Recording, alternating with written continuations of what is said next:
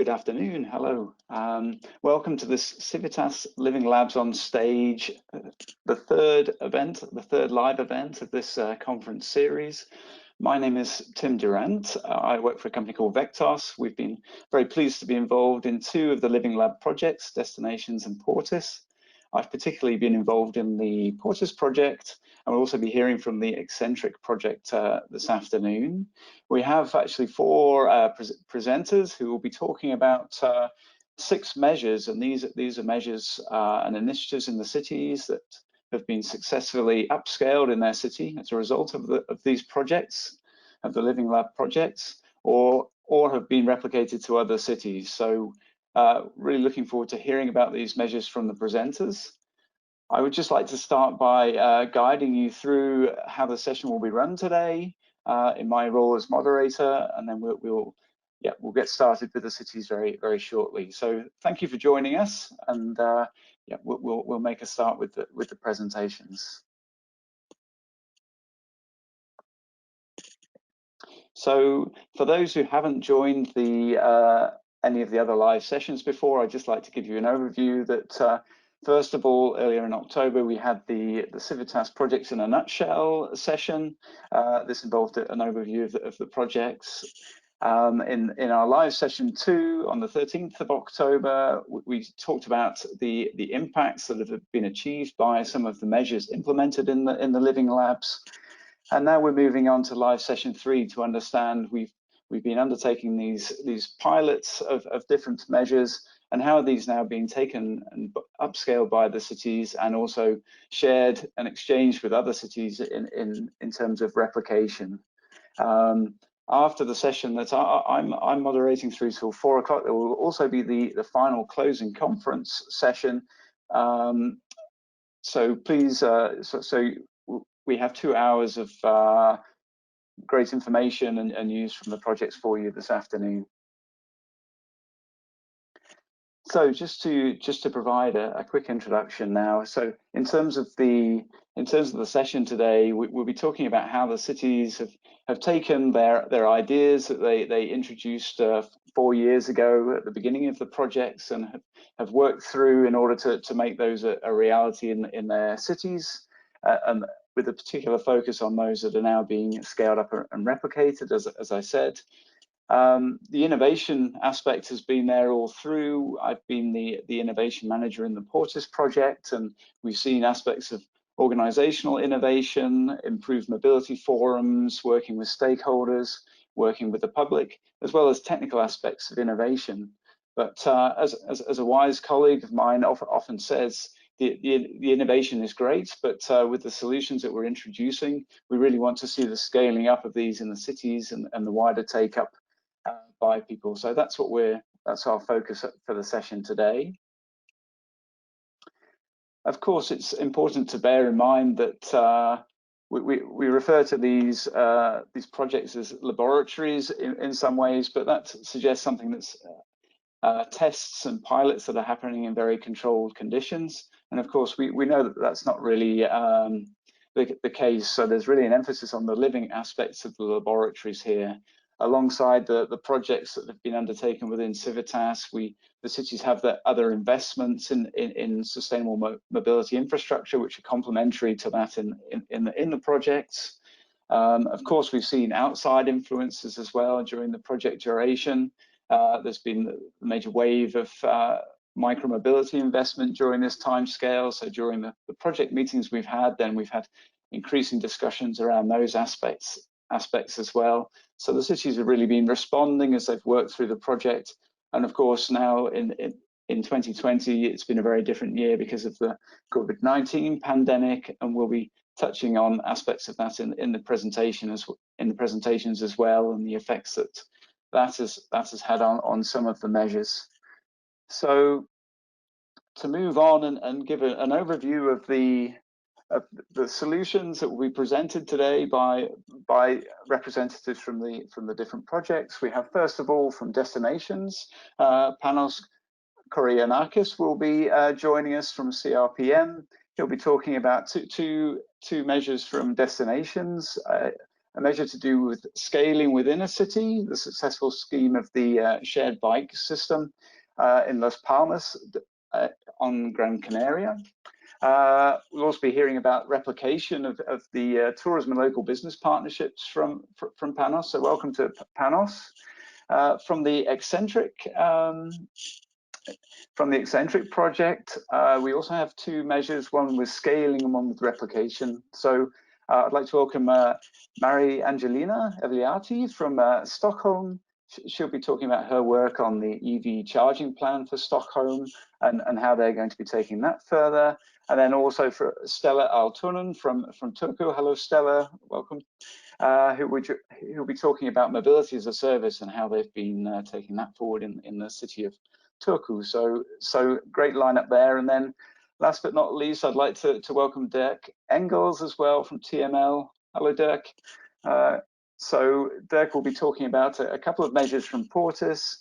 First of all, the great impact that the project has had in Constanza in terms of their work on the reallocation of street space for active and shared modes in Constanza, and also replication. And there have been a couple of measures relating to commuter travel planning in Aberdeen and Antwerp that have been covered by the project. So we'll be hearing more about that. So great that the presenters could join us, and we'll quickly get on to these presentations now. After those presentations, we'll have a panel discussion. So we'd like to just then, in terms of the scaling at the city level of these measures, we'd like to cover the role that different actors are playing, the city, how they're engaged, how citizens are also being engaged, and then the private sector involvement and collaboration as well. And then also looking at how the cities within the Living Labs have been looking to exchange their knowledge and their experiences with cities outside the projects as well. So we'll come on to that a little bit more in a discussion at the end of the session. So just to make participants aware, we are recording this session, and in fact all the live sessions are made available on the Living Labs on Stage website. And unfortunately, our participants today aren't able to ask questions directly, but we would encourage you, in fact, to ask your questions using the relevant questions portal there. And please, if you could direct your questions to one or other person, that would be helpful for us, so that we can make sure they're addressed during the session. We will have the presentations from our representatives here, and then after each presentation, we will have a 5-minute for questions and answers, where we'll try and pick out one or two of the questions to cover those during the session. So that's all from me in terms of an introduction. So we'd like to move on then to the first of our project presentations from Panos, who will be covering the two measures that I described from destinations. So thanks, Panos, and the floor is yours for our first installment today. Thanks. Thank you very much, Tim. Let me share my screen with you, and I think that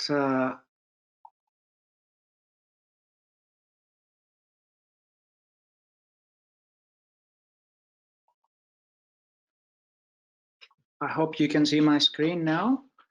Yes. Good afternoon, everybody. My name is Panos Korogiannakis. I am the destinations manager and responsible for communications and dissemination. And I will talk to you today about the achievements of the project regarding scaling and exporting successful solutions. In terms of scalability, I will talk to you about the Sitycleta shared mobility project in Las Palmas de Gran Canaria. And then I will come back to you and talk to you about our replicability and replication activities. Let me first start by saying that Las Palmas de Gran Canaria had an old bike sharing system, and that system unfortunately was not successful. It had technical problems, vandalism, poor planning, and financial difficulties.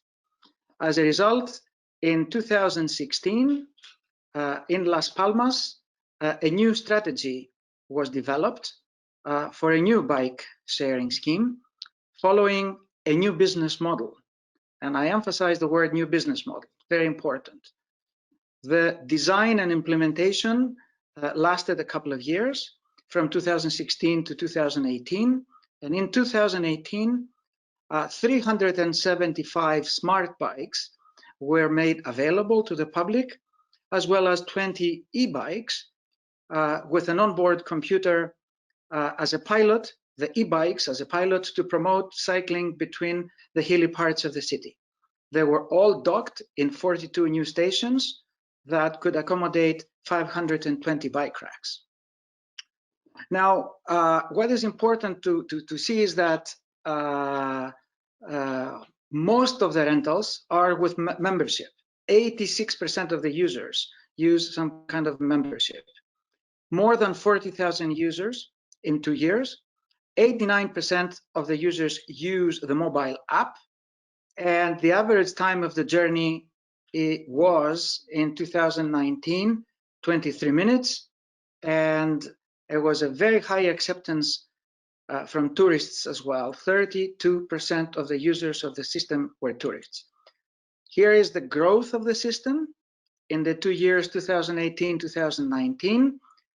I will discuss 2020 in a minute, but the growth of the system in the 2 years, the first 2 years of operation, covered more than 1 million kilometers and saved 192 tons of CO2. Now, in 2020, inevitably, there was a problem with COVID-19.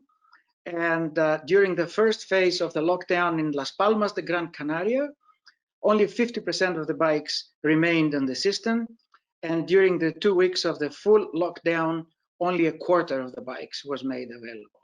The demand fell dramatically down to 5% of pro-COVID-19 outbreak.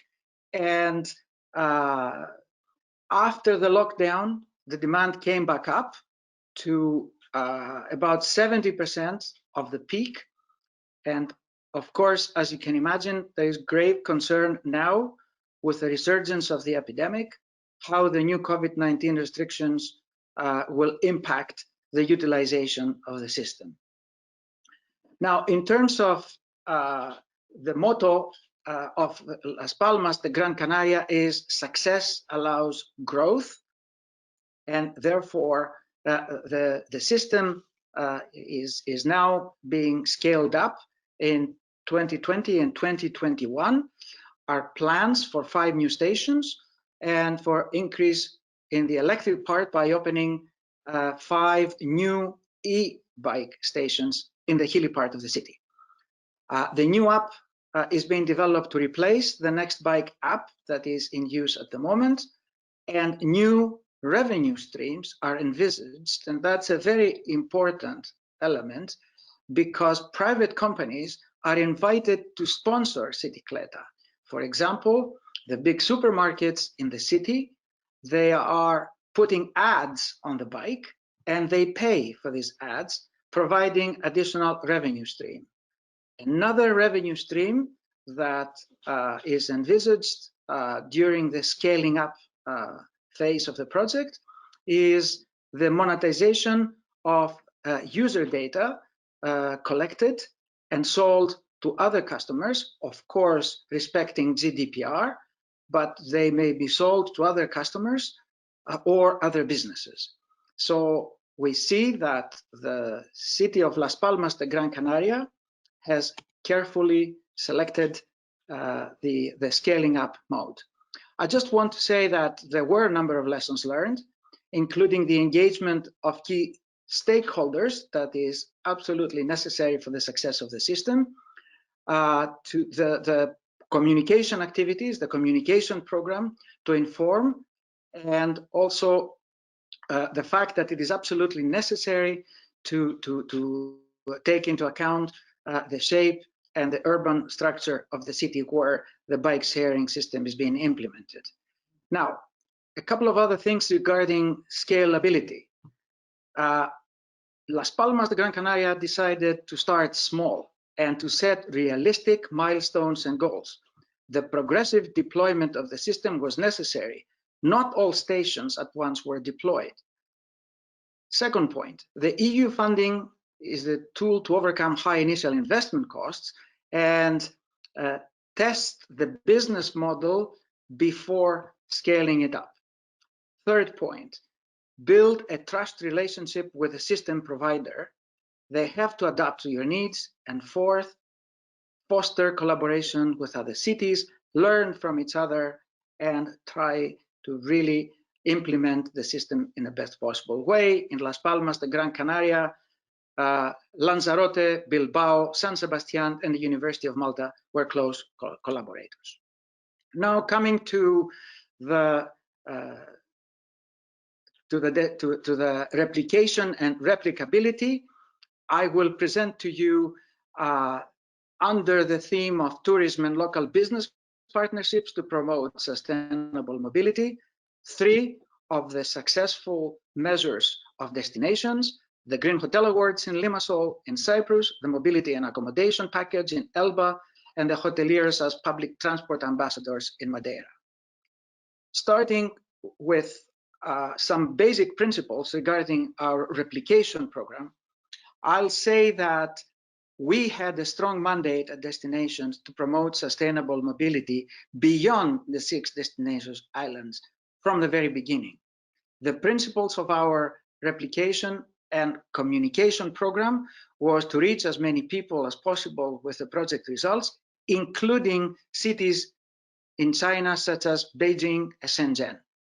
The second principle was to adopt early on a win-win approach where sustainable tourism goes hand in hand with sustainable mobility.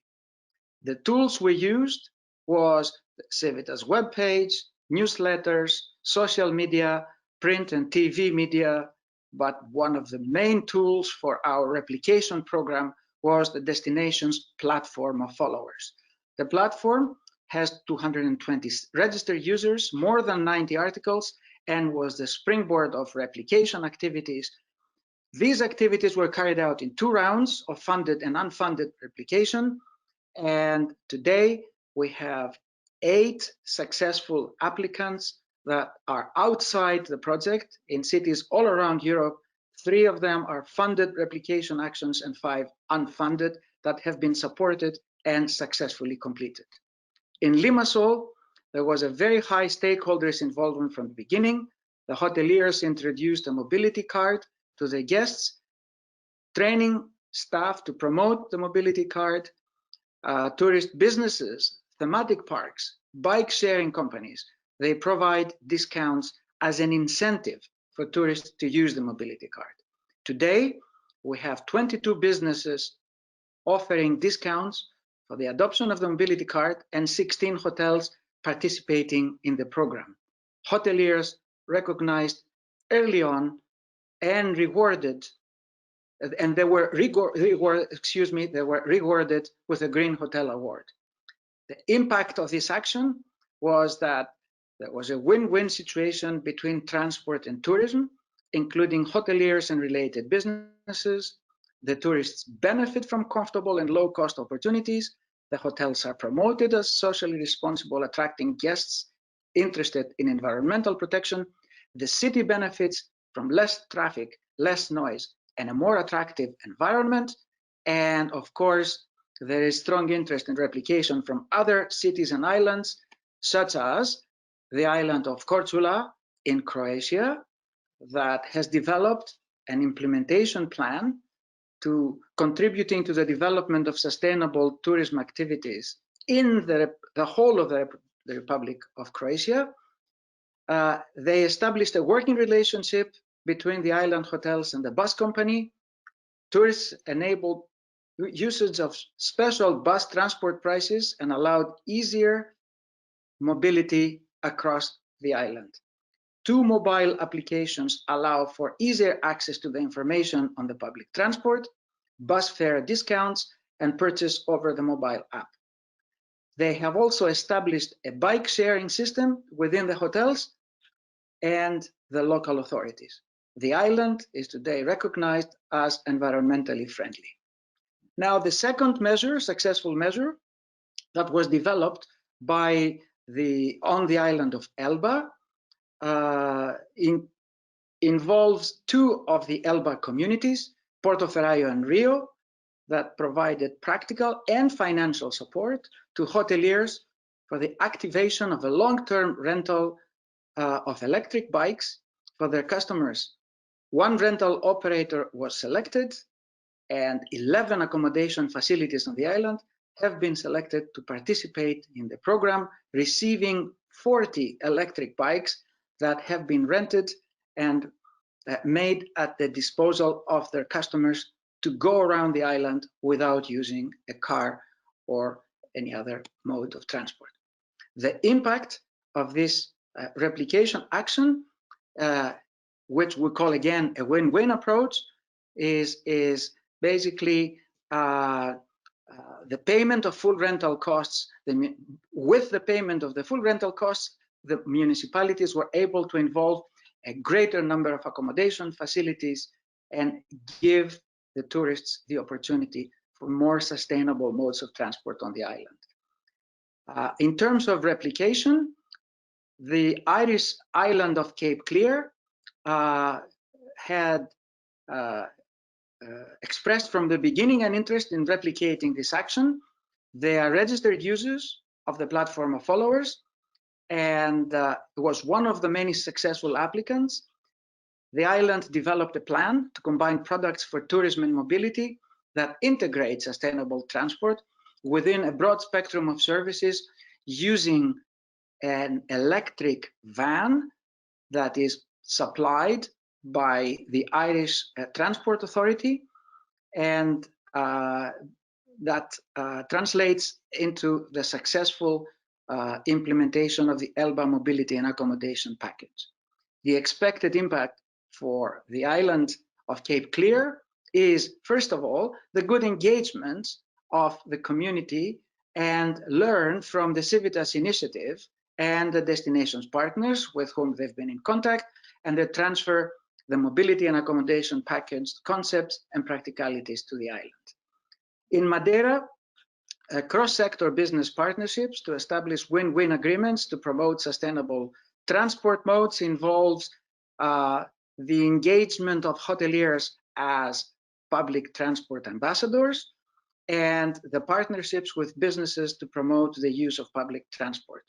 27 businesses are part of the initiative, and the tourists now are more satisfied with the service and are using more public transport services for the travels. The hotels and businesses were very receptive of this approach.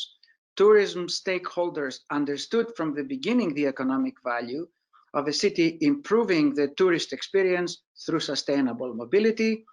And last but not least, businesses understood the economic potential of such collaboration. With these few words, I want to thank you and conclude my presentation. You can see on this page the contacts that you can have with the 4 islands involved for further information. Thank you again.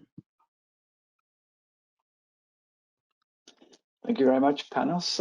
Really excellent presentation. There was a lot of information packed into your slides there. I thought some really good, interesting points on the bike sharing scheme, how CIVITAS provided some really good front-end investment in order to get the scheme up and running, and your points about starting small and then scaling up was really good. So it's good to hear that scheme will be further increased in the future, including the e-bikes as well, and then also with the tourism initiatives as well, working with the hoteliers, providing that information for people as they arrive. And I thought that there is also the e-bike rental scheme, allowing people to hold on to a bike for a whole week, for instance, during their visit. Sounds like a really nice initiative as well. So thanks very much for sharing those with us. I'm just checking for questions, and I don't think we've had any questions yet from our attendees. So I'd encourage participants to add any questions they do have. I just have one question for you in relation to the the bike sharing scheme, you mentioned that there's 32% usage by tourists of the scheme based on the evaluation, which is, so it's great to hear that you're hitting that target group. But clearly there's a lot of other usage by local residents and, as well. I wondered if you had any figures on the demographic groups or people that are using the scheme other than tourists. Well, first of all, let me say that Las Palmas de Gran Canaria is a touristic destination all around the year. So tourists are on the island 12 months every year. That means that the demand for tourists, from tourists, is quite stable all across the year. What we do know is that the tourists in Las Palmas de Gran Canaria, the demographics are 50% men, 50% women, average age 44 years. And we also know that they stay on the island for not just 3 or 4 days, not for a long weekend, but they stay longer. And we see that, for example, 67% of the system utilization is through annual subscription fees. So people don't use the bike or the e-bike for just one journey or for one day, but particularly, of course, the local populations, mostly, they rent year-round. 2 out of 3 users, they use it all the time. And this is why the mileage was so high for the first 2 years of operation. 2020, of course, as I showed, it will be less of a mileage for the year because of the epidemic, but hopefully by 2021, the system will be up and running in full capacity again. Okay, thank you, Palmas, for the additional context there and information. It's very helpful. Just checking again. Oh, wait, 1 second. We do have a question that's come in.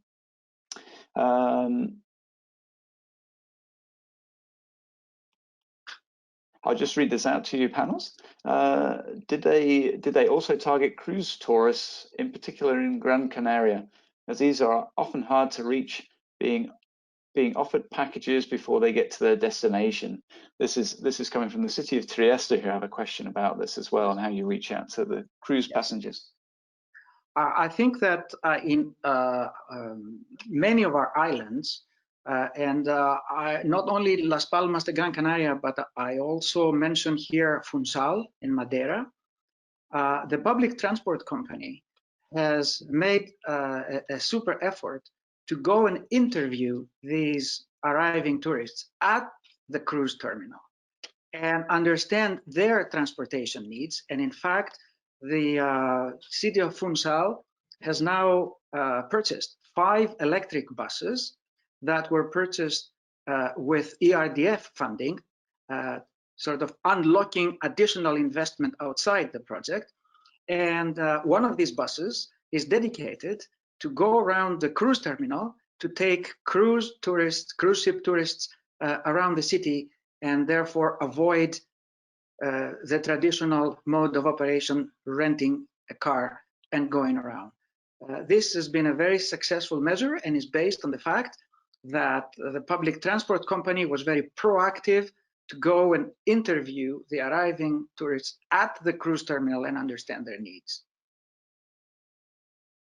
Okay, thanks, Panos. So in this case, the electric buses have been used in order to collect the cruise passengers, and perhaps that provides an opportunity to provide them more information on the other sustainable mobility options they have on the island. Not all of them. One of them, there is a special journey that has been designed specifically. So one of the electric buses, the other 4 are in regular service around the hills of Funchal. Madeira is a volcanic island, and small electric buses is a very convenient and clean way to move both citizens and tourists around the city. Okay, thanks very much. Yes, okay. We're just on time now to move to our presenters from Eccentric. So we'll have, as I mentioned earlier, we'll have two presentations from Eccentric. So first we'll have Maria-Angelina presenting from Stockholm.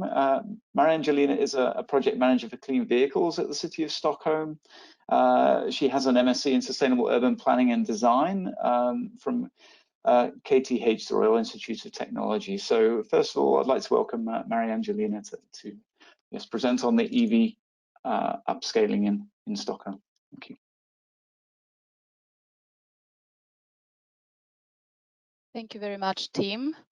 I hope you can hear me and you can see my presentation. Let me just remove this box here. And so my name is Maria-Angelina Viliati. I'm a project manager and a work package leader for clean vehicles working in the city of Stockholm and currently broadcasting from the Swedish countryside. So let me take you to Stockholm and tell you about the charging plan we implemented during Eccentric. Very briefly about Stockholm, it's the capital of Sweden, 1 million inhabitants, and it's built on 14 islands. In 2010, it was awarded the Green Capital Award, and now we are aiming to make Stockholm fossil fuel free by 2040. So wide-scale electrification is very high on the agenda, and this is why we also can see a very rapid rise in electric vehicles in the city of Stockholm, which today makes about 10% of the total car fleet. So the master plan for charging infrastructure, I would say that it describes the approach we have on public charging, where the focus is to roll out charging infrastructure off street, but also on street. We have the concept of charging streets, where we deploy several 6 to 8 normal or fast chargers, and it is based on a public-private partnership where the city of Stockholm signs access rights agreements with the utility providers, and they undertake the investment costs, and they operate the system, they maintain the charging infrastructure, and they also have to provide data to the city. And our goal is to have 4,000 public charging spots by 2022. The second pillar of this work is home charging. Many of you who work with electric vehicles and charging infrastructure know already that electric vehicle users prefer to charge at home, and it's the best way to have charging from an economic point of view, but also from an urban planning perspective. So in Sweden, there has been national funding available for this type of investments, setting up charging infrastructure at home.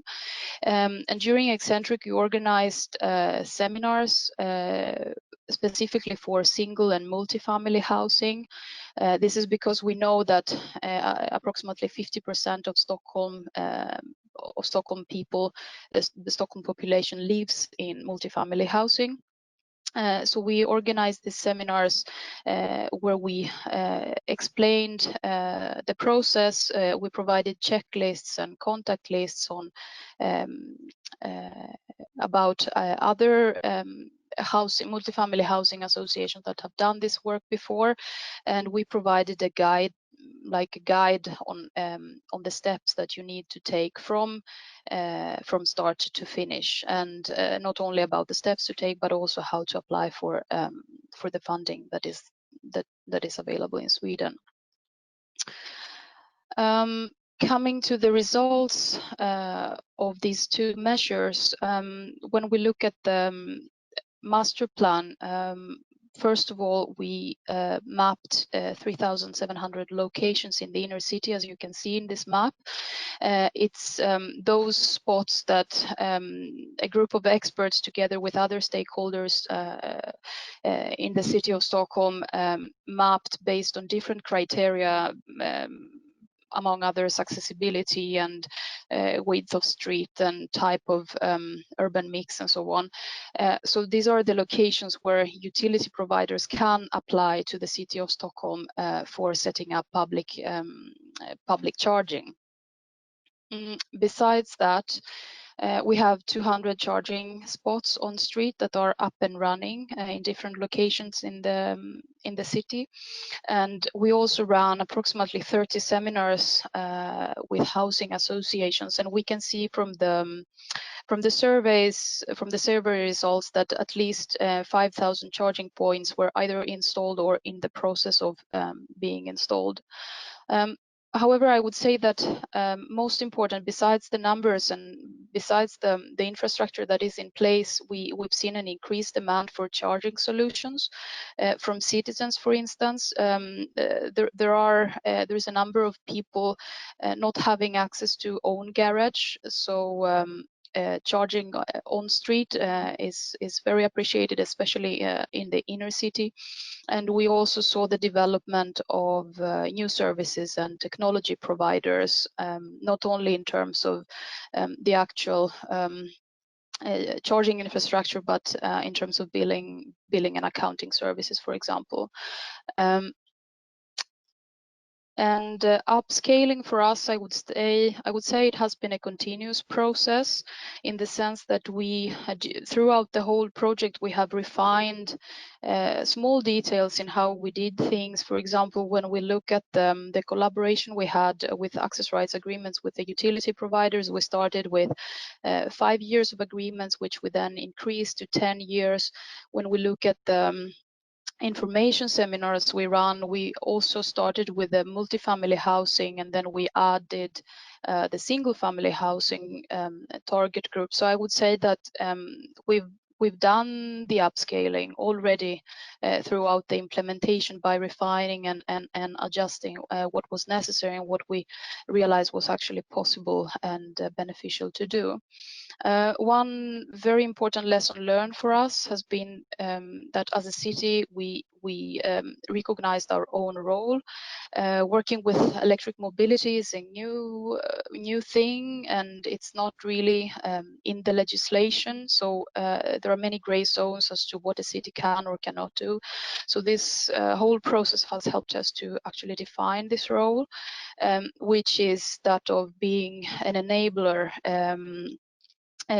providing the prerequisites to, for example, the private sector that has the technological solutions ready to invest and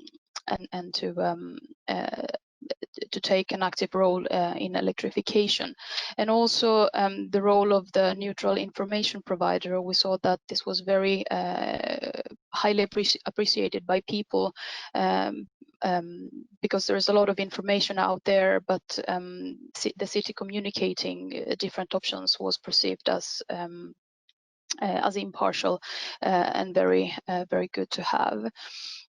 Last but not least, these two projects resulted in clear processes and business models for setting up public and home charging infrastructure, which I think is almost as important as the results itself. And this has in turn resulted in that many cities in Stockholm, many cities in Sweden and in Europe have been interested or are already replicating those business models. For example, in the master plan for charging infrastructure, we have a couple of cities in Sweden, its neighboring municipalities in Stockholm, and we have Vitoria-Gasteiz in Spain, where we had quite regular contact throughout the spring, going beyond actually reading our deliverables, but we also had a very fruitful exchange, bilateral exchange, really digging into the details on how to map charging appropriate locations for charging points and so on. Information campaign is also something that has been replicated by several cities in Sweden and also in Europe. now we see that the other municipalities they just run the campaign by themselves.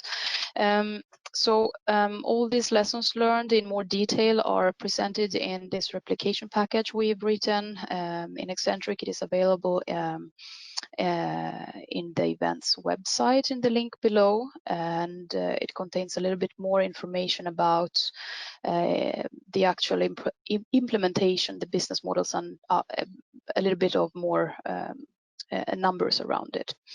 I won't take more time because I want to give the floor also to my colleague Stella from Turku, who's going to speak about MAS and other measures in Eccentric. So thank you from my side. Here are my contact details and also my colleagues' contact details in the city of Stockholm, and we are happy to take questions now or later on. Thank you. Thanks very much, Maria-Angelina. Yes, I'd like to welcome Stella as well now to give her presentation, and then we'll take any questions for both presentations together. So Stella is the Eccentric site manager for the city of Turku and work package leader for mobility as a service, so very well qualified to give us an update on that, on the work in the city on that measure. So thanks for joining us, Stella. Yes, I hope that my presentation is visible for you, all of you. Thank you. So what I will talk to you today is about mobility as a service for all and by all, and the replication potentiality of how to implement MAS in local context. I mean, what happened is that when we started CIVITAS Eccentric, mobility as a service was a really new concept. And what we did as a first instance was that we developed MAS readiness level index to describe all the areas where the MAS can be developed in a city. And in here, I will be focusing on our final publication, that is guidelines on how to implement MAS, and bring out some of the lessons learned that we have gained throughout the process, and what are the things that you could be easily replicated and have already been done by several cities in Europe. Mobility as a service is a concept which has a lot of interpretations, and that was the ground where we started from. And we realized during the 4 years process that we really need to focus on the user needs, and the user needs to be in the core of our issues. And in here I have described it as a windmill, where the user is actually the one, that focal point, that everything should be rolling around the different user perspectives. A lot of development is and discussion is carried on out on ecosystem, and mobility as a service is truly an ecosystem based development that needs to focus on several layers. And one thing that we learned a lot is that we really need to make the ground available for mobility as a service to flourish. And in this drawing, you can see that the ground is developing several layers, and they are more detailed described in the publication. But I would like to focus here on two particular sides of the groundwork. The one being the resilience.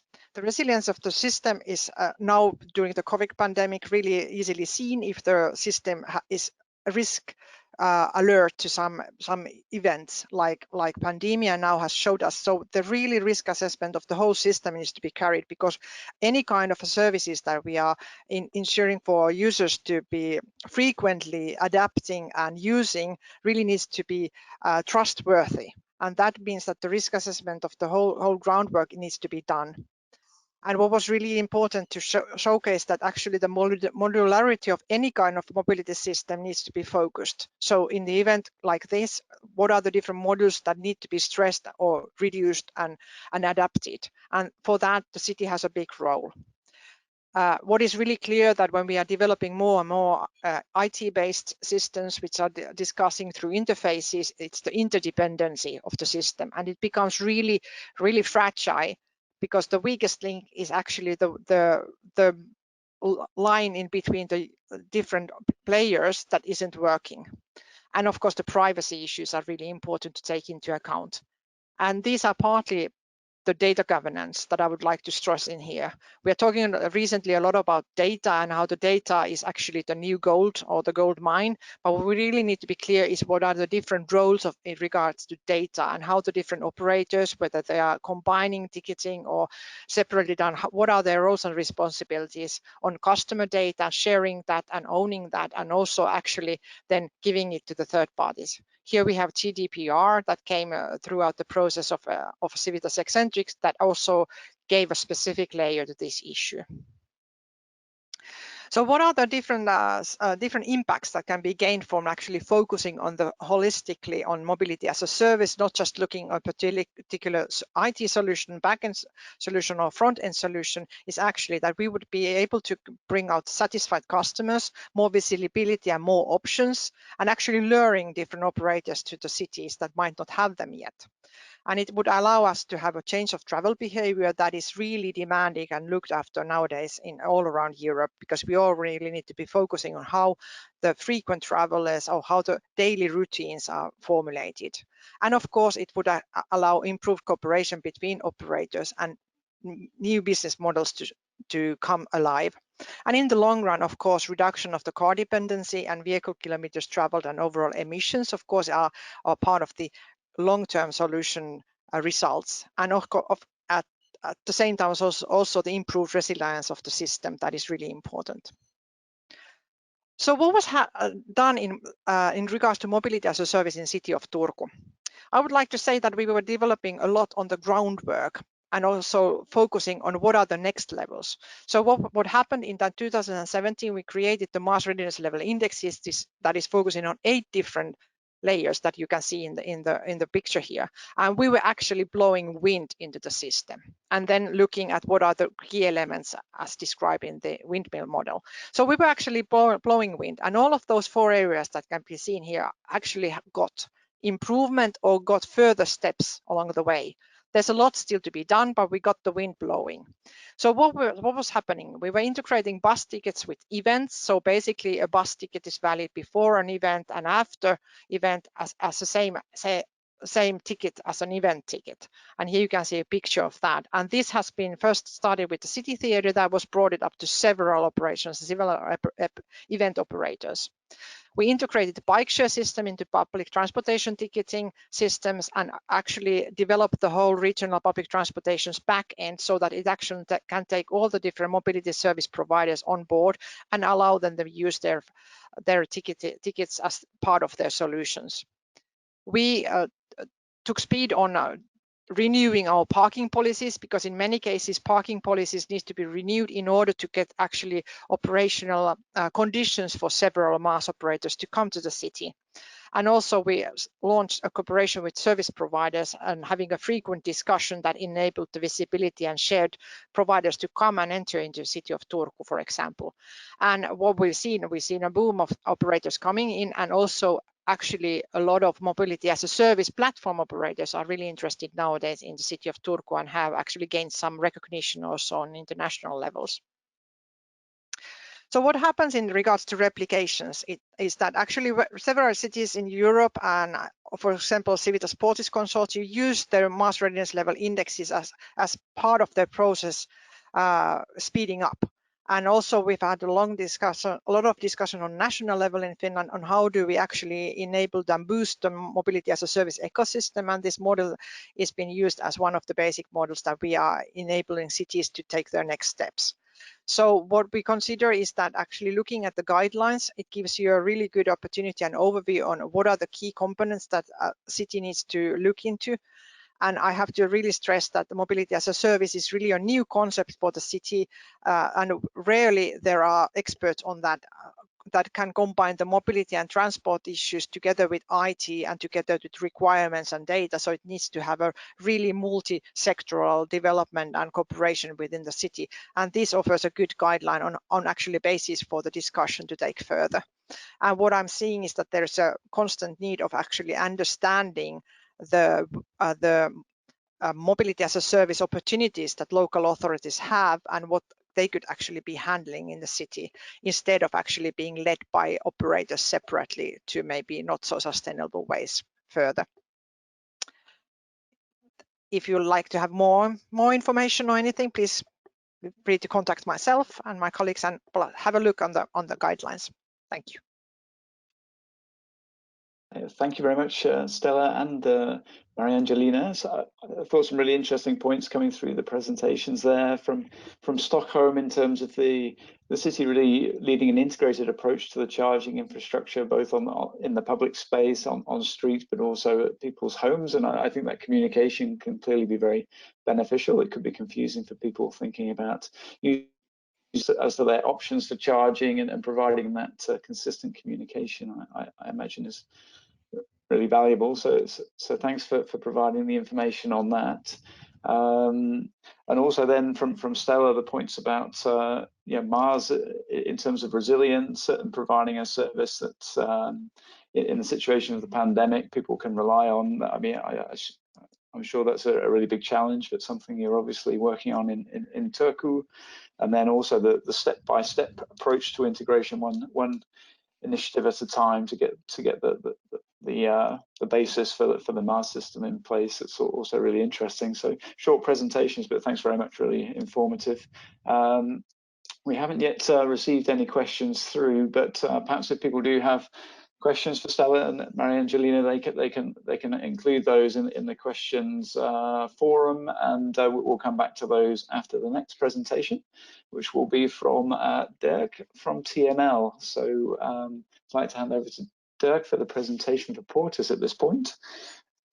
Dirk is a traffic engineer, a mobility expert at Transport and Mobility for Leuven at TML, and he's been the transferability manager for CIVITAS Portis. So he's been really focusing on how the different measures implemented in Portis will be taken forward in the future. So Dirk, if you're there, I'd like to give the floor to you for the presentation of the Portis measures. Yeah, please. I'd like to share my screen.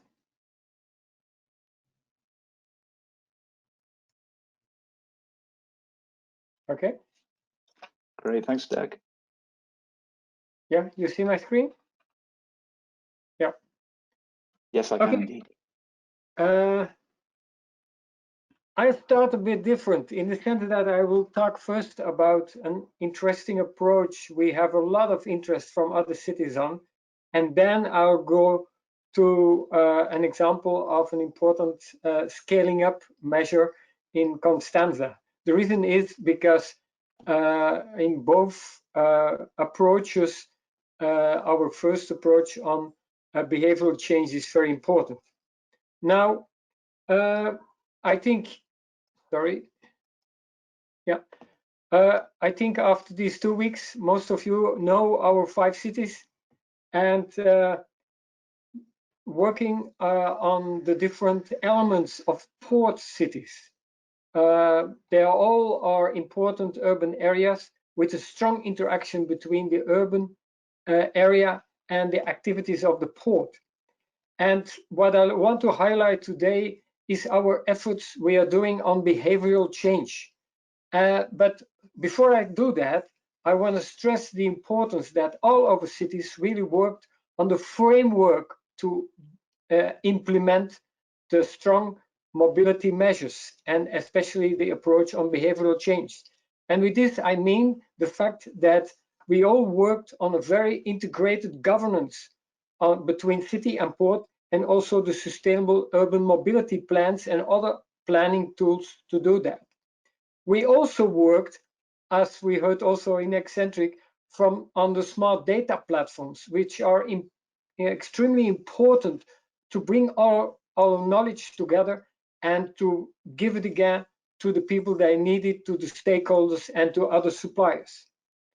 Now, the approach on behavioral change is really based on the understanding that if we want to change mobility in a good way, it's important to implement strong solutions, but it's also important to convince the people to change their mindset, to change their behavior. And doing that, we all started from a strong analysis of the needs of our target groups. Understanding the people seemed to be crucial to change their mind. And therefore, this scheme shows a bit the way we work. Of course, we have a lot of solutions implemented, we have the strong partnership between the city and port, but above that, among that, we have a strong mobility brand that brings everything together in our cities, showing the people that they should change their way of traveling. And an important element is this in this aspect is the fact that we all try to understand what are the real barriers for them to change their transport mode.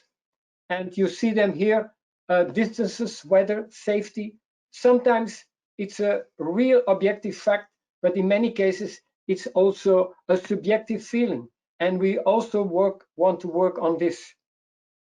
Now, an important element in our approach is the behavioral change 7E model. In this aspect, we really try to understand how people feel, how citizens and commuters feel, what they think, and we try to have the good action at the good moment to make them change. And I won't go in detail in here, but I want to stress that, in fact, we start from the idea that we want to understand, enlighten whether they know or don't know the solution. And if they say they don't know, we try to raise awareness. When they say it's not my problem, we try to give them emotional connection. If they come in the status where they know it, but they say it's not my responsibility, we try to give them social motivation. We want to present them ambassadors, showing there is another way of just using the normal fossil-fueled car. And also we try to encourage them with external motivation, with rewards to change and to try the new solutions. We also want to give them opportunities. We want to make them the ways to test new solutions easy by organizing events, by giving them possibilities to change. But we also want to go on, and then we are in the level of amplify. We give them good examples, strong examples that show this is really the way they can change their behavior. And last but not least, we try to support them to keep on doing this, not as just one element or just one trial, but really keep on doing this to the future. And in PORTIS, we prove that applying such approaches really makes a difference. And we got already many other cities which are very interested in this approach. Now, in Antwerp, everything was coming together in the Smart Ways to Antwerp approach. This approach has a very strong brand in which we bring together all information and activities. For the different target groups, we have similar message, but in different formats to approach them in the best way. In Antwerp, they're also using important events to trigger, in fact, the change. And for Antwerp, there are the big traffic words around the city. In Antwerp, we have also the multimodal route planner, which is really different from what we have from Google and so on, because we really promote sustainable alternatives for the cars. In fact, putting the car in its sustainable role, assisting the other modes. And maybe last but not least, it's important that we include all stakeholders in this process. And a good example of this is the fact that we convinced employers in order that they should convince their employees to change their behavior. Here you see on the slide a range of examples of the campaigns organized in Antwerp. And as you see, we try to be creative and to give the good message on the good moment. I think be the change. It's a small step for you and a big jump for Antwerp. Really attract people to make the change. Now, of course, the city is very concerned about the impact of the initiatives they take. And for that, a lot of services are done all the time. Services, especially to the different target groups.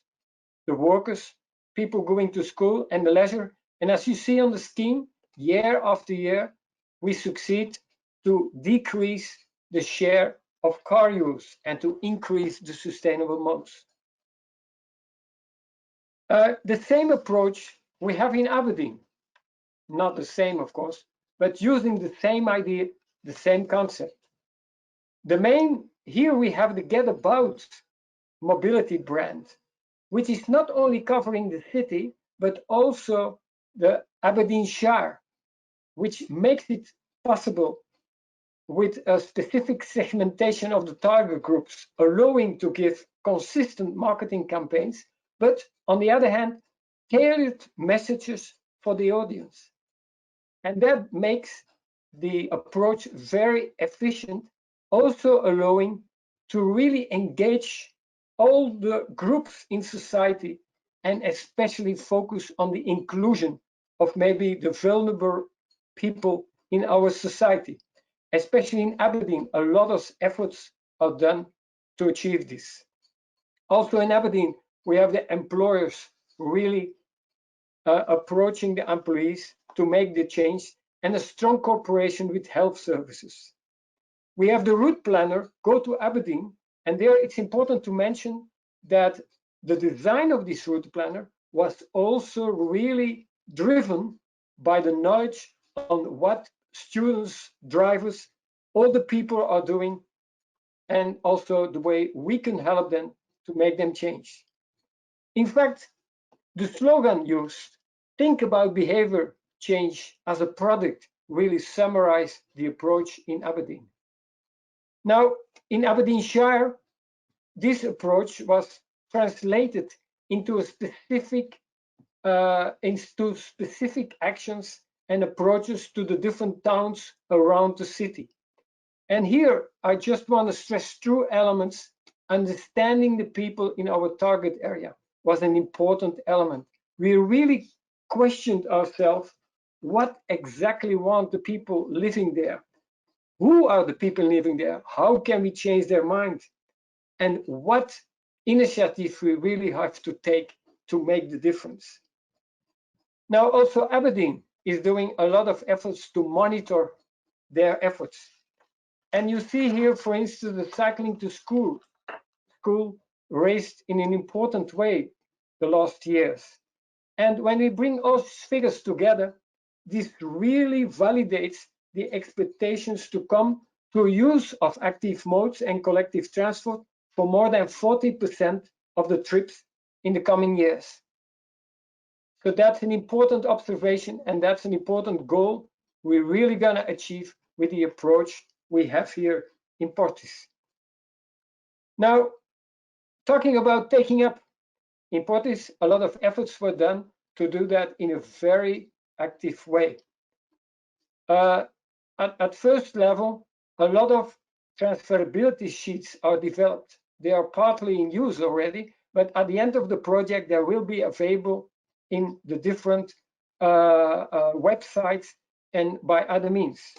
But also a lot of other activities were done, training sessions, knowledge exchange, and the port workshops, where we especially approach the ports, because as I started, we have the city and the port. And an important element is that they are both aware of the fact that they both should work together to make the change, to change the travel behavior of their people.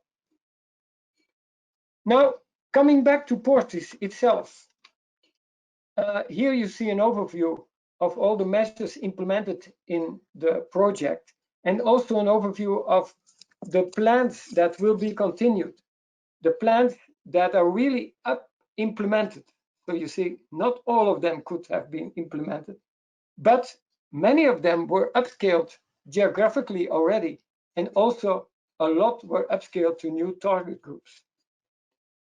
A very interesting example here is the situation in Constanza concerning the parking strategy, or I should say differently, giving the urban space back to the citizen. In Constanza, we had a challenge that the urban area of Constanza was really overloaded by cars taking most of the public space. there was no real respect for parking rules. Most citizens took it for granted that the car was everywhere, and the pedestrian and cycle networks were rather weak. This situation became even worse because the number of vehicle ownership growing a lot the recent years, which makes the challenge even harder. Now, starting with PORTIS, a lot of steps were set.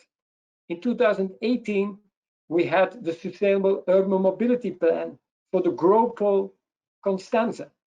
But maybe more important for this approach is the parking policy for the city, approved by the city local council, especially prepared by the PORTIS team. And this was also done by a strong communication strategy elaborated and accepted by the Mobility Forum. This Mobility Forum also set up in the framework of PORTIS. Now, as part of this, a lot of small strategic changes in the cities were done. First, a small pilot in one street, and then an overall realization to protect everywhere the sidewalks with bollards against the car. Constanza started with one street, and finally they gave, in short term, 35,000 square meters back to the pedestrian, protected against the car. And in this time, also a plan of reallocation the street space in the city center of Constanza was developed, and many other changes were implemented. And from this side, you see that the visibility and the space for the cyclists and pedestrians was already increased a lot, as you see on the picture on the slide. Together with this approach, there was also an important awareness campaign going on, in fact, in 3 stages. You see here some slogans: choose the bike, choose the bus, walk, it's simple and healthy. And in this way, we really changed the mindset on mobility. In fact, we turned around the triangle of mobility, where we put the cyclists and the pedestrians first, which was completely the upside down situation in relation to the situation before PORTIS. And now I think scaling up this, it started already, but we believe that in this way, the situation in Constanza looks even brighter, as I'm showing it now, because we will have a further extension of the reallocation plan to cover the whole urban area. We have the pedestrian area in the city center that will be enlarged a lot. But maybe more important, we have the mentality shift of the citizens and the local decision takers on mobility. Now, the cyclists, public transport, and pedestrians are coming first. And maybe the profile here of the 4 main corridors that will be reorganized in the coming years is really showing there, where you see that the number of lanes for cars are really turned into a very limited number of 1 through lane and 1 lane for the turning movements, instead of the 4 lanes in each direction we had before. So I would say thank you for listening to the PORTIS story here, and I hope I gave you a first overview of what is important. Okay, Tim. Thank you very much, Dirk. Yeah, thanks for your presentation there again. I think just some quick reflections in terms of the behavioural change measures then from Antwerp. It's really impressive to see what's been achieved there. And if people are more interested in those measures further, then there's also a recording of a behavioural change human dimension webinar where further details of those measures from Aberdeen and Antwerp were presented, and that's available on the CIVITAS PORTIS website as well.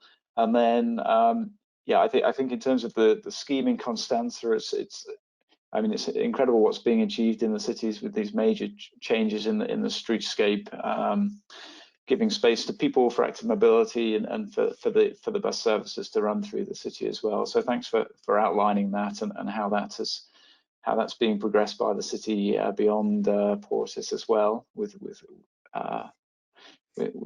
further schemes in the pipeline.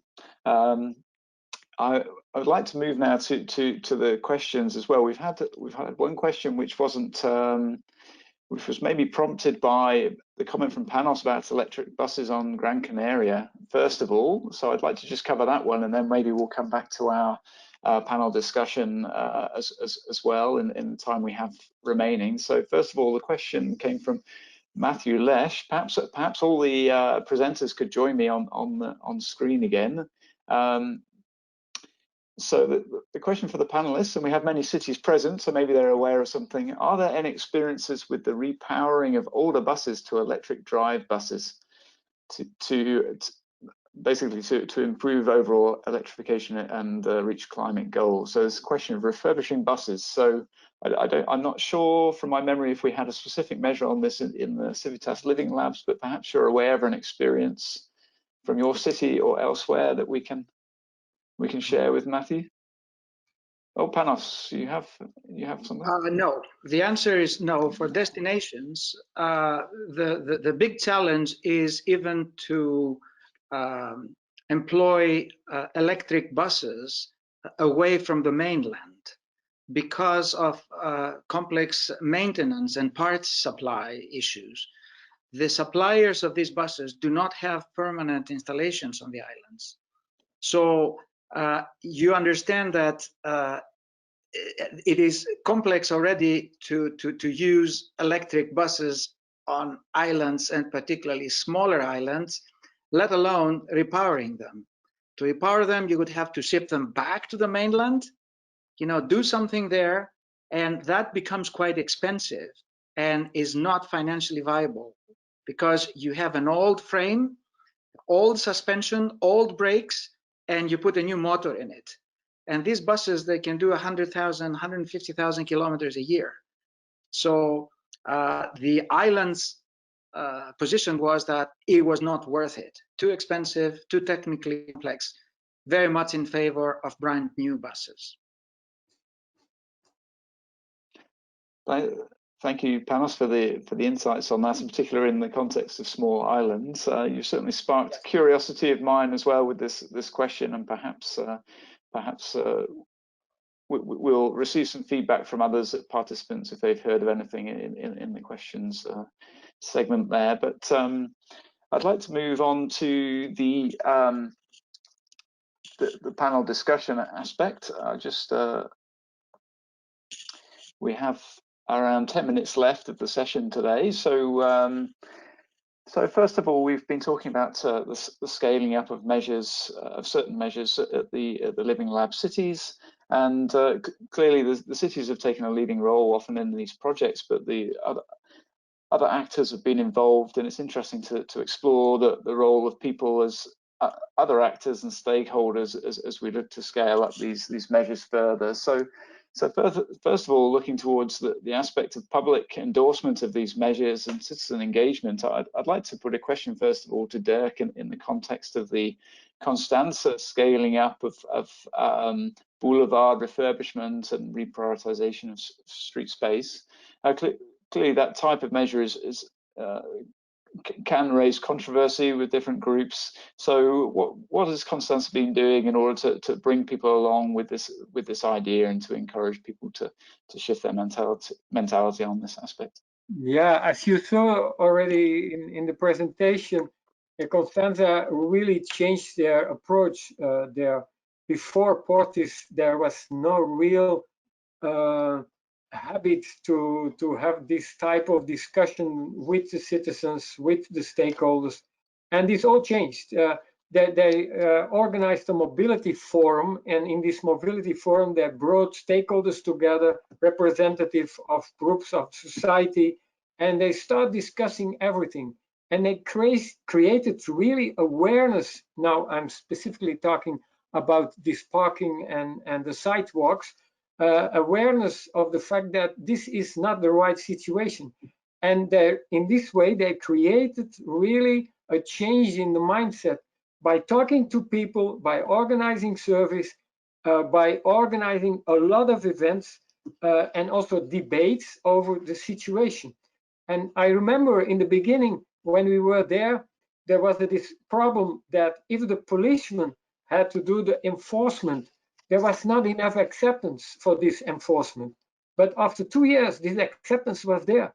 And this was a rolling thing by better acceptance, better enforcement, and yeah, and this created this new situation. Thank you, Dirk. So it's really been a change in the way that the public is engaged in Constanța, and yeah, very promising. Yeah, thanks very much. It's yeah, it's really exciting initiatives going forward in the city there. Just moving on to political will as well. Clearly, these are ambitious cities that have joined these projects in the first instance, and there's been political support to undertake these pilots. But I was interested to know if there have been sort of particular measures which have sparked extra enthusiasm from politicians involved, and therefore that they're continuing with the scaling up of these measures. Perhaps I could ask that question first of all to Panos in relation to destinations, whether he's seen examples of where this political motivation has grown through the projects. Yes, Tim, thank you for the question. First of all, let me say that I only had the opportunity to present only 4 out of the 79 measures of destinations. But I can assure you that for us as well, behavioral change was one of the major objectives of the project, including the behavioral change of the arriving tourists as well. So to come back to the political support, early on in the project, in the fall of 2016, we established in the project the political steering committee that includes the mayors and councillors for all 7 cities involved in the project. The political steering committee has remained very active in the project. And this political support we felt was absolutely necessary for the success of our 79 measures. And indeed, they did help a lot. And at the end, just about a year and a half ago, the initiative of the mayors was to develop a political declaration. It was signed in Elba in April 2019, and it was delivered to the then Commissioner of Transport, Violeta Bulc, in Antwerp in a joint meeting with PORTIS in June 2019. So our politicians have been instrumental in the success of the project and have also been very much involved. 2 of them are members of the Political Action Committee of the CIVITAS Forum. So we felt that without them, we wouldn't have been as successful as we have been. Great. Okay, so it's really been a driving force in the project, yes, and obviously, yes, there's a great commitment for them to continue through their participation in the CIVINETs and within the CIVITAS community. To see the mayor of Rethymno on an electric scooter going around his job of advertising sustainable mobility in the city is quite a phenomenon. Very pleasant surprise for some people, but for us it shows the commitment of that mayor.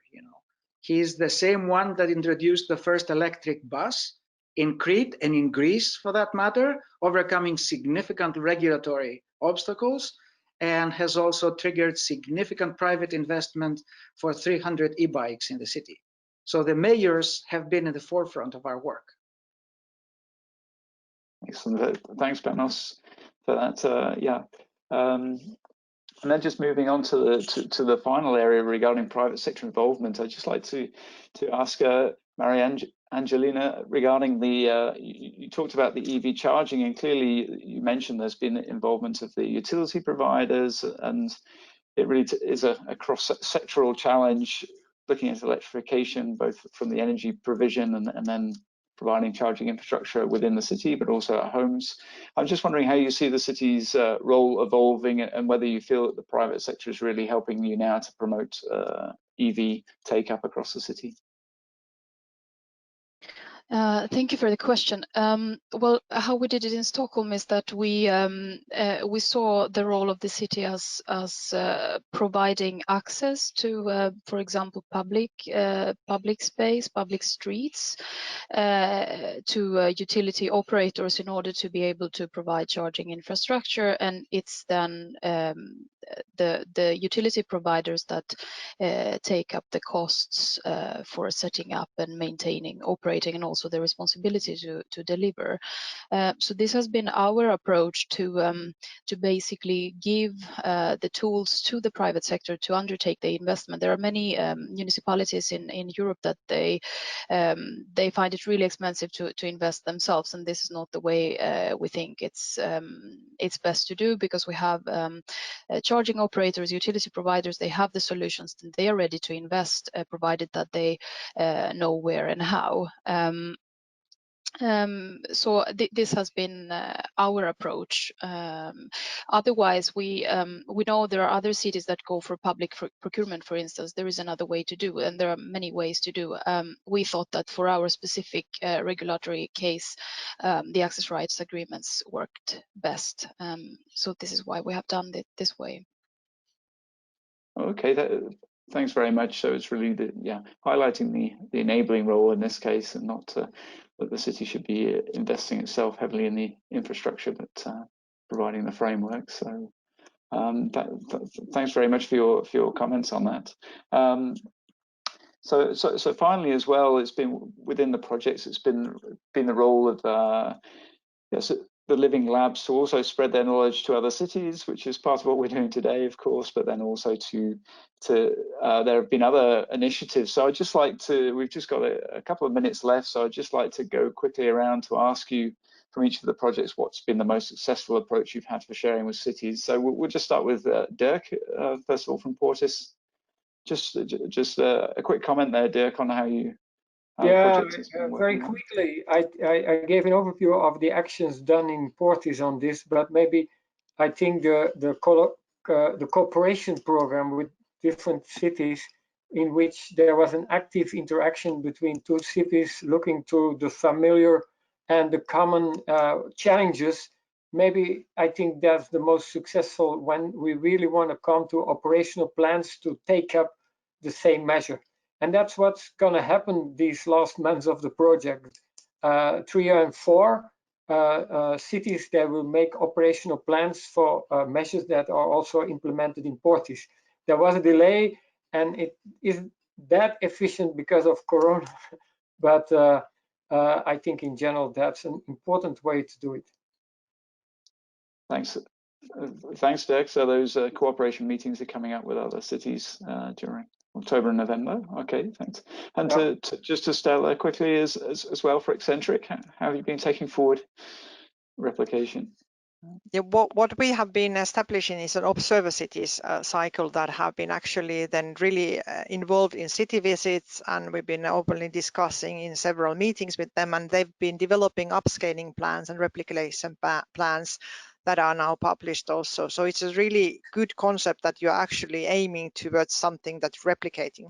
And what I would like to also highlight in here is that we had 50 measures in CIVITAS Eccentric, so we learned a lot from each other and actually are then able to multiply and replicate things on a regional level and scale up them also nationally. So actually the multiplying effects are on several layers, and this is often ignored, but actually the regional and national levels are really important to really speed up the process. And if there would have been more time, we could have replicated more from actually destinations and ports also. So I mean, in cross-cutting issues are also important to identify.